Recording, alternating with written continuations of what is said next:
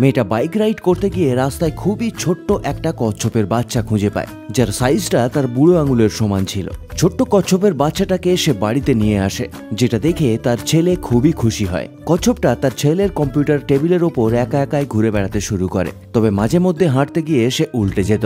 কিন্তু বাচ্চাটা যখন খাবারের টুকরো তার সামনে আনতো, সে ছুটে চলে আসতো খাবারটা খাওয়ার জন্য।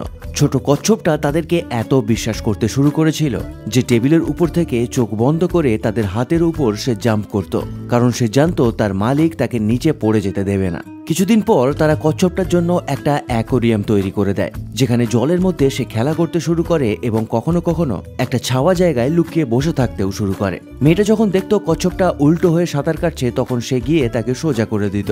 ধীরে ধীরে কচ্ছপটা একটু বড় হয়ে যায়। এবার যেহেতু কচ্ছপ দ্রুত গতিতে হাঁটতে পারে না, সেই জন্য মেয়েটা ওই কচ্ছপটার জন্য একটা ছোট্ট স্কেটবোর্ড কিনে দেয়, যার উপর উঠে সে পা নাড়িয়ে নাড়িয়ে খুব দ্রুত গতিতে এদিকে ওদিকে ঘুরে বেড়াতে শুরু করে, যেটা দেখে তাদের বাড়ির বেড়ালটাও অবাক হয়ে যায়।